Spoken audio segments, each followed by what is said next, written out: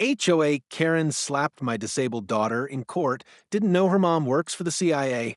The sound of the slap echoed through the courtroom like a gunshot. For a moment, no one breathed. The judge froze mid-sentence. The bailiff's eyes widened. And my daughter, my sweet, fragile little girl, sat there in her wheelchair, one hand trembling near her cheek, her oxygen mask slightly tilted from the impact. I remember the way her lip quivered, not just from pain, but from the humiliation. I could feel every heartbeat pounding behind my ribs, every ounce of training inside me screaming to stay still, because the woman who just slapped my daughter wasn't a stranger on the street. She was Karen, the president of our HOA, the woman who'd been tormenting us for months. She didn't know who I was. She thought I was just another suburban mother. She thought she could humiliate my child in front of a courtroom full of neighbors and walk out proud. She didn't realize she had just picked a fight with a CIA operative trained to dismantle empires with silence. The crowd broke into gasps. Someone shouted for security. Papers scattered across the polished floor. And I sat perfectly still, cold, quiet, and calculating. Because this wasn't rage anymore. This was a mission. Before you hear what happened next, tell me, if someone hurt your child in front of the world, what would you do? I adjusted my jacket, the corner of my badge pressing lightly against my side like a secret heartbeat. Karen was still shouting about rules and property values as if she hadn't just crossed a line no one could ever uncross. I didn't raise my voice. I didn't even move. I just looked her dead in the eyes and whispered, "You have no idea who you just slapped?" Before all the noise, before the cameras, before that slap, life in Willow Creek felt almost peaceful. My daughter, Emma, and I had built a quiet rhythm. Morning therapy, homeschooling, and evenings on our small front porch watching the sun fall behind the maples. She loved the smell of fresh-cut grass, even though she couldn't walk on it. The wheelchair had become an extension of her world on wheels. But her smile could still light up the whole street. We'd moved here hoping for normalcy. After years of undercover operations, I had traded surveillance, vans, and foreign airports for backyard barbecues and neighborhood potlucks. No one in Willow Creek knew who I used to be. To them, I was just Megan, the single mom with a sweet disabled daughter. That anonymity was a comfort I hadn't realized I craved. Then came Karen Whitmore, HOA president, self-proclaimed protector of neighborhood standards. She wasn't evil in the beginning, just nosy. The kind of woman who counted how many minutes you left your trash bins outside or whether your lawn was community green.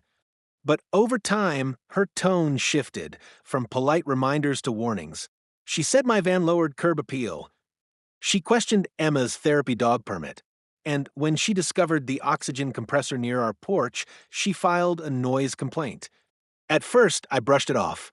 After all, the CIA taught me restraint better than anyone. But it was hard watching her look at Emma as if she were an inconvenience, an eyesore for her perfect HOA brochure life. I'd often tell myself to let it go. But every time I saw Karen's smug smile, I could feel my old instincts whispering, observe, assess, anticipate. Emma didn't understand why the neighbor lady hated us. She'd just ask, "Mommy, did I do something wrong?" I'd smile and say no. But deep inside, I knew. Karen wasn't just a problem neighbor. She was a storm-gathering force. Before you hear how bad it got, tell me, have you ever had someone smile to your face while quietly plotting to destroy your peace? Back then, I thought I'd left my world of danger behind. I didn't know the battlefield would soon shift to the one place no parent ever wants to fight, the courtroom. It started small, like most wars do. One morning, a letter appeared on my doorstep in a neat, white envelope stamped HOA notice. Inside, in perfectly typed lines, it said our wheelchair ramp violated exterior design uniformity. It demanded immediate removal within 10 days. I remember holding that letter, my hands shaking, not from fear, but from disbelief. The ramp wasn't decorative, it was Emma's lifeline. Without it, she couldn't even get to school. I went to Karen's house the next morning. She was trimming her roses, wearing that ridiculous wide-brimmed hat and a forced smile. "Morning, Karen," I said, holding the notice up. "Oh, You got it. She chirped like she'd sent me a birthday card. We have to keep everything consistent. Rules are rules, you understand. Rules, I repeated slowly, don't apply to accessibility. It's the law. She tilted her head with that condescending look. Well, the board disagrees. Perhaps you can carry your daughter for now? It might be simpler. That was the first time I felt my hands clench. My training told me to measure people, their tone, their posture, their weaknesses. But as a mother, I only saw a bully hiding behind bylaws. A few days later, I came home to find yellow HOA violation stickers plastered on our van and even on Emma's wheelchair ramp. She thought they were decorations and giggled. Mommy, they're like stars.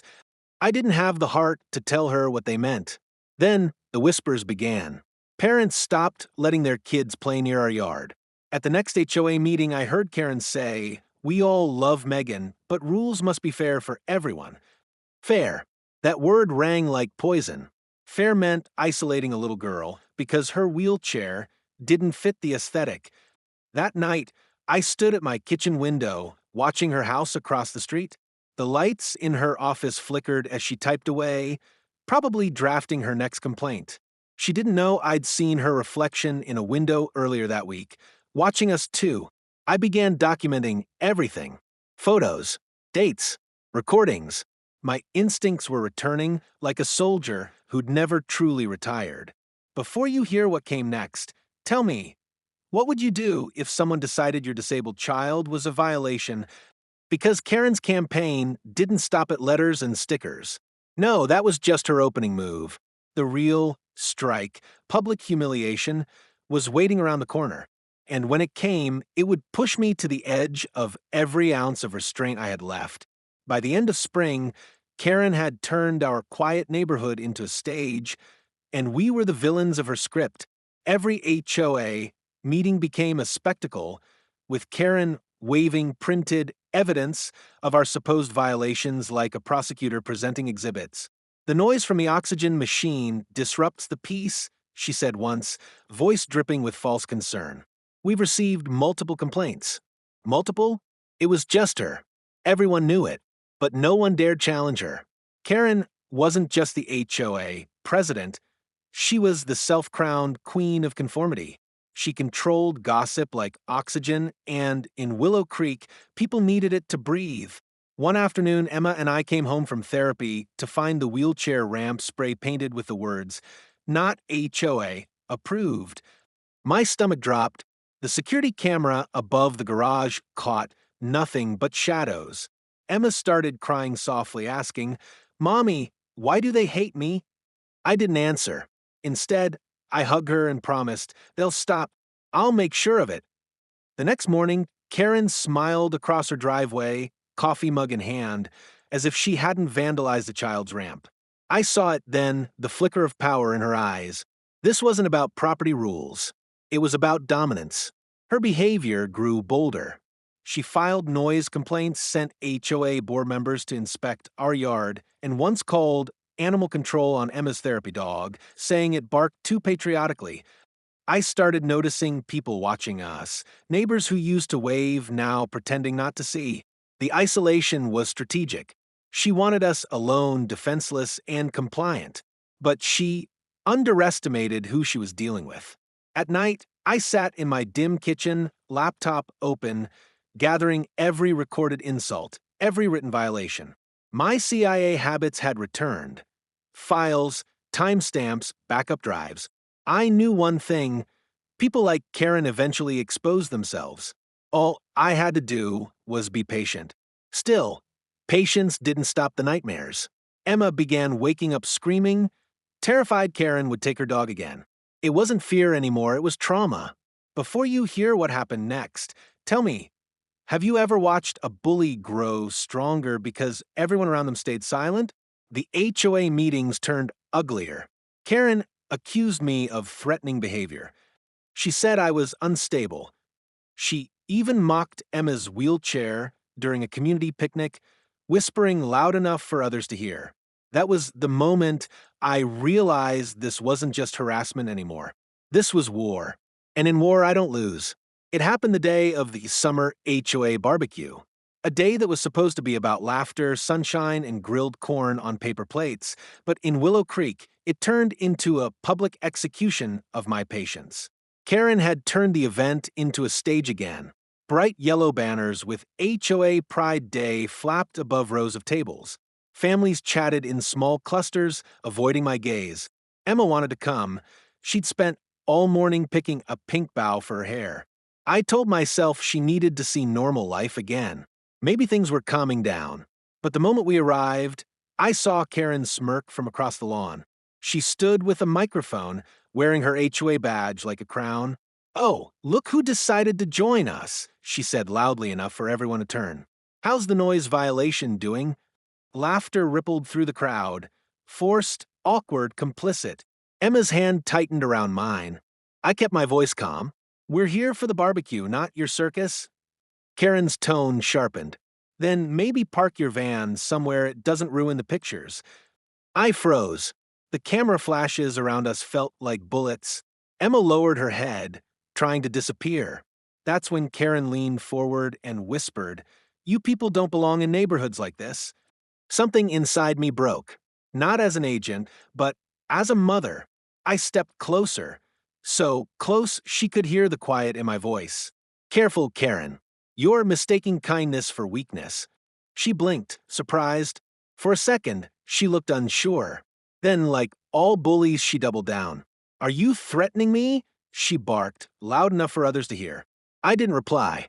I simply took Emma's wheelchair and walked away.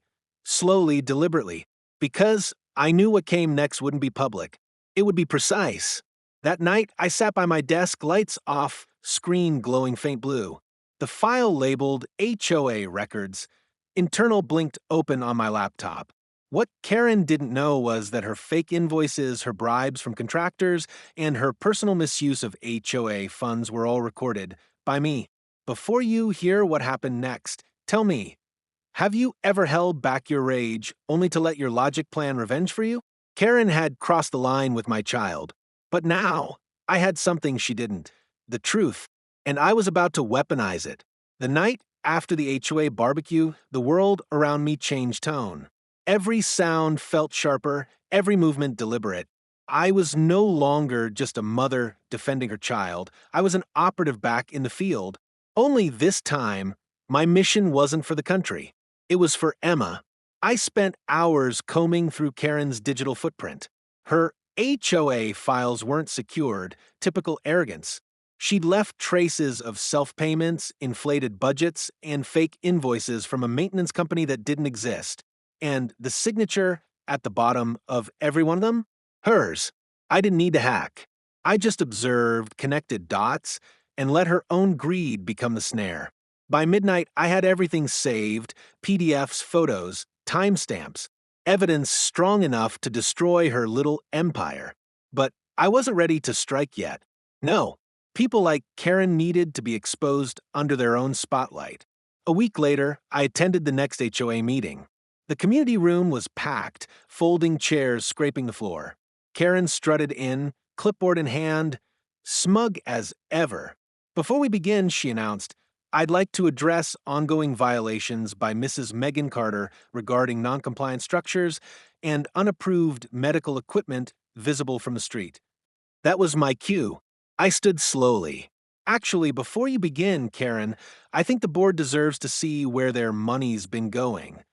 Her eyes flickered. I placed a small USB on the table.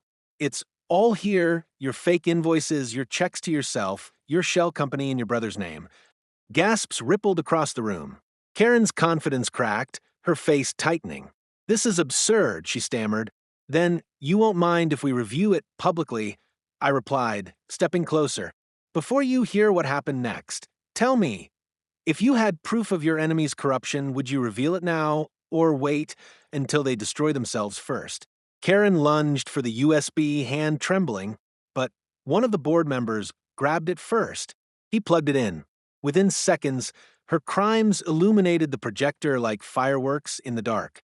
That night, the mask of power Karen had worn for years finally slipped, and as she stormed out, shouting about lies and betrayal, I knew something had changed.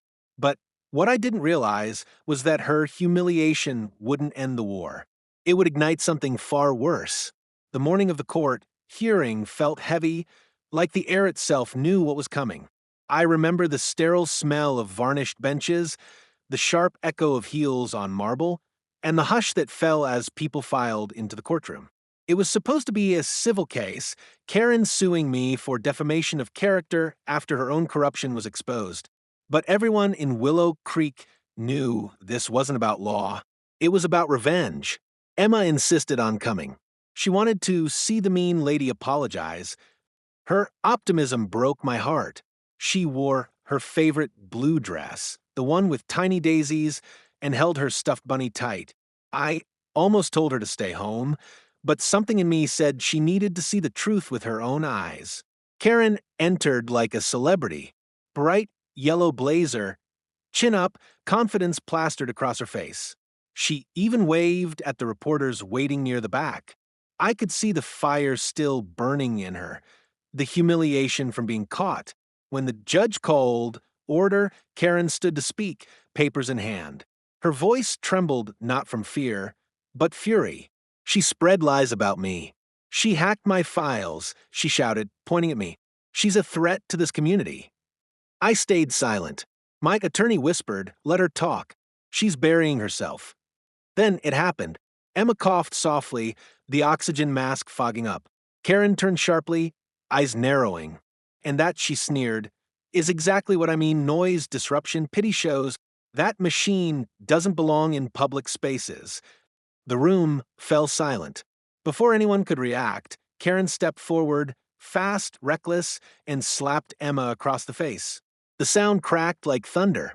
Emma gasped, her bunny falling to the floor. Her wheelchair jolted slightly backward. For a second, she just stared, stunned, frozen, tears spilling down her cheeks. My body went cold. The world slowed down. I saw every detail. The judge's jaw drop, the bailiff stepping forward, Karen's face twisting in self-righteous rage. Then my training took over. I stood, slowly, deliberately, my voice a calm whisper in chaos. Sit down, Karen. She blinked, caught off guard. What did you? Sit down. The tone wasn't a request, it was command language. Years of field work condensed into 2 words. The bailiff moved between us, grabbing her wrist.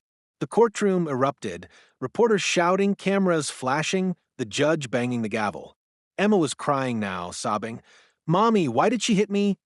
I knelt beside her, gently adjusting her oxygen mask. My voice barely rose above a whisper. You're safe, baby. You're safe.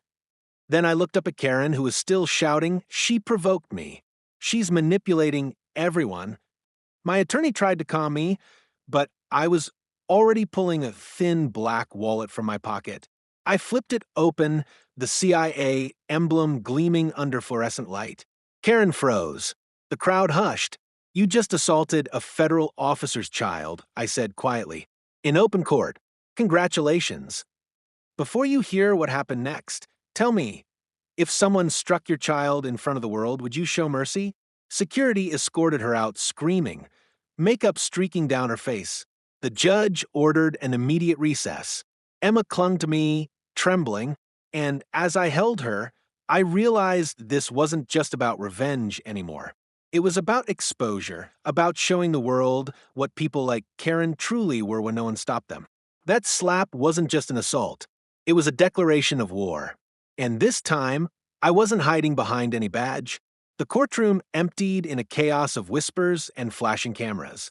I sat frozen, one arm around Emma's trembling shoulders, the other still clutching that CIA badge that no longer felt like protection, just proof that the world could still surprise me. The judge had recessed, the bailiff had taken Karen into custody, but the echo of that slap still hung in the air like smoke after an explosion. Reporters swarmed outside the double doors. Someone's phone kept buzzing. Emma's oxygen mask hissed softly, a reminder that her fragile body had taken another blow, not just physical but emotional. She kept whispering, Mommy, did I make her mad? I pressed my forehead to hers and whispered back, You did nothing wrong. Baby, Some people just don't know kindness. Outside, the parking lot had turned into a circus. Neighbors I hadn't seen in months stood behind barricades, pointing, filming, pretending to feel sorry. The same ones who had signed Karen's petitions were now shaking their heads in judgment. Hypocrisy had its own smell. It always reeked of guilt. The police took my statement. They asked if I wanted to press charges. I didn't hesitate. Yes, I said, for assault on a minor. The officer's eyes widened when he realized who I was. He asked quietly, "Should we handle this internally?" I shook my head. No, she did this publicly. Let her face it publicly. That night, after the noise faded and the reporters finally left, Emma slept in my arms, her small body curled against my chest. The side of her face was red where Karen's hand had struck. I traced it lightly, feeling my jaw tighten. I'd faced terrorists, double agents, and foreign intelligence traps, but nothing prepared me for the sight of my crying child asking why someone hated her for simply existing. Before you hear what happened next, tell me, have you ever reached that point where anger no longer burns but turns cold, quiet, and sharp? Because that was where I was now. Not enraged, focused. I spent that night sitting by the window, laptop open, reviewing footage, police reports, news coverage. Every word Karen had ever said about us, every HOA complaint, every act of cruelty, it all had a timestamp now. A trail. And as the first light of dawn hit the blinds, I whispered to myself, tomorrow, she learns what consequences look like. By the next morning, the story had spread like wildfire. Every local news outlet carried the headline, HOA president assaults disabled child during court hearing. Cameras lined the hospital entrance as paramedics wheeled Emma inside for evaluation. The slap hadn't broken skin, but the emotional impact was deep. Her eyes stayed distant, like she was lost in a place I couldn't reach. Inside the emergency room, monitors beeped softly. The faint smell of antiseptic clung to the air. I sat beside her bed, pretending to fill out forms while secretly tracking every update on my phone. Dozens of messages flooded in, neighbors, reporters, even old agency contacts. Some offered sympathy. Others wanted statements. I ignored them all. My focus was on Emma's steady breathing and the quiet rise and fall of her chest. Detective Harris from the local PD arrived around noon. Mid-40s, sharp eyes, polite voice. He knew exactly who I was. His handshake told me that. "We've taken Karen into custody," he said. "There's enough video evidence to charge her with assault and child endangerment. We also found financial documents at her home. Looks like your intel checks out." "Good," I said flatly. He hesitated. "You want to pursue federal involvement?" I looked at Emma, then back at him. "No. Let the system she mocked handle her. She wanted a public fight. She'll get one." When Harris left, the hospital TV replayed the footage over and over, Karen lunging forward, her hand striking my daughter, the crowd gasping. Commentators debated whether it was rage or accident. I muted it. That evening, Emma woke up, eyes glossy but calm.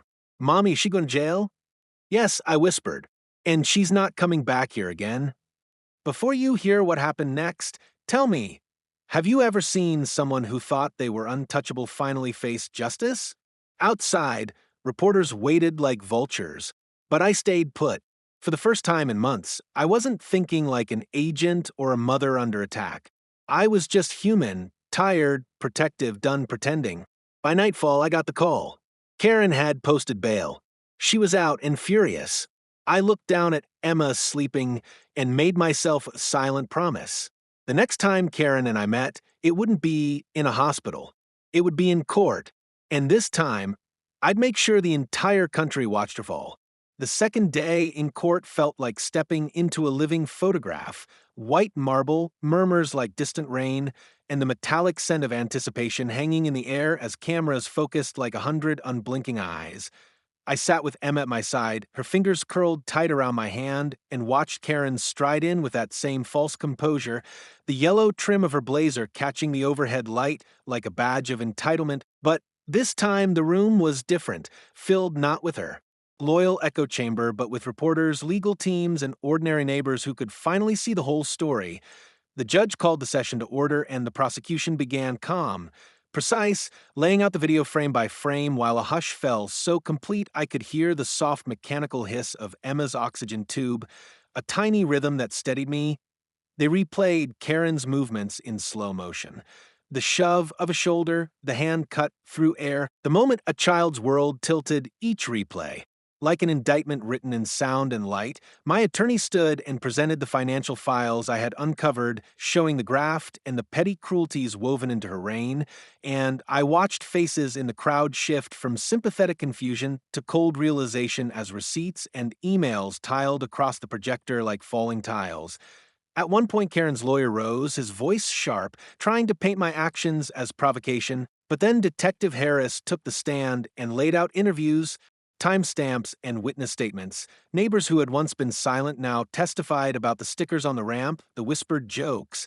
The night the paint appeared, the gallery breathed as one when a woman who had ignored our pleas finally said she'd been ashamed she hadn't stopped Karen sooner. The air tasted metallic with tension. I spoke only once, short, factual, my voice steady, describing my daughter's fear and how a community's silence had armed a bully, and somewhere during my words I felt Emma squeeze my hand like a lifeline. Before you hear the last turn in this courtroom, tell me, if you watched a neighbor strike your child, would you speak up or stay quiet? Then the moment came when the prosecutor asked for the judge to consider the aggravated nature of the assault, done in public against a vulnerable minor with a pattern of harassment behind it, and the judge leaned forward, eyes hard, reading the law like a blade, and when he called for sentencing arguments, Karen tried to ramble about stress and misperception, her voice shredding under scrutiny, while the mother of another bullied child stepped forward with a photo of her own child's tears, a small pile of pain that suddenly looked like a pattern. Emma began to sob quietly, the sound a jagged thing in the hush, and I leaned in and brushed her hair back, tasting salt and the faint scent of hospital soap, and then when restitution, community service, and a restraining order were all laid out in legalese. The judge did something even I hadn't expected. He spoke directly about contempt of court, the responsibility of citizens, and the moral duty to protect the vulnerable, and then, with a gavel that felt like finality itself, he delivered the ruling.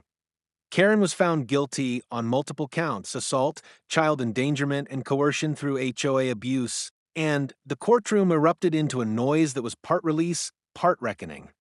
People stood, some cried, some clapped. Softly, and for the first time in months, our name felt like something worth defending rather than hiding. As we exited the room, reporters swarmed, but neighbors opened spaces for Emma to pass, offering apologies that sounded like small bridges, and I realized justice wasn't a single act, but a tide that returns what was taken. The battle had been public, painful, and exhausting, but it had shown the world who Karen really was, and in the echo of that gavel, I heard the first true notes of our healing. When the gavel fell, it wasn't just a sound, it was the end of an era. The courtroom air felt electric, filled with whispers and the rustle of papers that couldn't drown out the single truth hanging in the air. Karen Whitmore was guilty. The judge's voice was steady, deliberate. This court finds the defendant guilty on all counts: assault on a minor, harassment, and abuse of authority under the HOA charter. His tone carried no room for appeal, no mercy for arrogance. Karen's lawyer sat deflated beside her, while she herself trembled in disbelief. She turned toward me. Her face, usually so smug, was drained of color. "You did this," she hissed, voice cracking. I met her eyes. "No, Karen. You did this to yourself." Gasps echoed across the room. Cameras flashed like lightning. The judge called for order, but the damage was done. Karen's empire, her control over the HOA, her reputation, her perfect suburban mask, had crumbled right there on that hardwood floor. Emma sat beside me, small and quiet, but smiling for the first time in weeks. Her stuffed bunny rested in her lap. I brushed a strand of hair from her face. "See, baby?" I whispered. Justice doesn't always shout. Sometimes it just waits. The officers led Karen forward, cuffs clinking faintly. She stopped halfway to the door and turned one last time. "You think you've won? You'll regret this." I stood. "No. What I regret is thinking silence could ever protect us." The room went silent again, an uncomfortable stillness that felt like respect. Before you hear how it all ended, tell me, have you ever watched a person's power vanish the moment truth hit them? Outside, the courthouse steps were flooded with reporters. The sun glared down, blinding and pure. I spoke only once. This case isn't just about one woman's cruelty. It's about how communities let it grow. That ends today. Flashbulbs burst. The crowd cheered softly. Somewhere in the distance, church bells rang. The kind of poetic coincidence life sometimes gifts you when you least expect it. As we drove home, Emma leaned her head against the window and whispered, "Mommy, are we safe now?" I smiled faintly. We are now. Behind us, Willow Creek looked different, quieter, lighter. The yellow HOA banners were gone, replaced by a single sign posted on the community board. New leadership elections coming soon. Justice had reshaped the neighborhood. But for me, it wasn't victory, it was closure. Karen's sentence was short compared to the damage she'd done, but her punishment wasn't prison, it was exposure. The whole town knew her truth now, and that was something no cell could contain. And as the car turned the final corner toward home, I glanced at Emma and realized something simple, profound, and final. You don't always need to fight with fists or fury. Sometimes you just need to let the world see who the monster really is. It took weeks for the noise to fade. The headlines slowed, the gossip thinned, and life in Willow Creek began to sound like life again. Birds at dawn, sprinklers hissing in the grass, children laughing instead of whispering. For the first time in a long time, I could breathe without flinching. Emma's recovery was slow, but steady. The red mark on her cheek healed quickly, but the scar in her spirit took longer. She didn't talk about the mean lady anymore, but sometimes she'd wake in the middle of the night clutching her bunny and asking she can't come back, right? And I'd whisper, "No, baby, she's gone for good." Karen's house went up for sale 2 weeks after sentencing. The for sale sign stood like a gravestone in her perfect yard. Nobody in the neighborhood touched it. Rumor had it she'd moved 3 states away to live with a cousin. Maybe she'd start over. Maybe she'd finally learn humility. The new HOA president, a kind, older man named Leonard, personally visited every family Karen had wronged. He apologized not for her actions, but for the silence that allowed them. He reinstated Emma's therapy dog permit, replaced our vandalized ramp, and offered to cover the legal fees the HOA had caused. I didn't accept the money, but I did accept his sincerity. Sometimes, as the sun sets and the air hums with that warm suburban stillness, I sit on our porch with Emma, listening to the wind through the trees.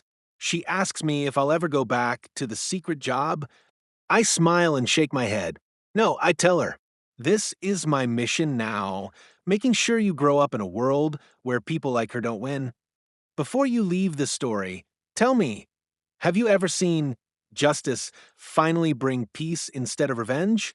Because peace, I learned, isn't quiet, it's earned.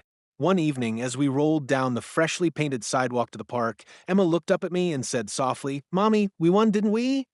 I looked at her, my daughter, my reason, my proof that strength doesn't always shout, and smiled. We did, baby. Not because we fought harder. Because we never stopped believing that truth would speak for itself. The sky above Willow Creek glowed gold. Somewhere, a wind chime rang softly, the same kind Karen used to complain about. And for the first time in what felt like forever, I laughed.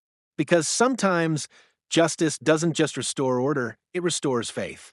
And that was the ending she never saw coming.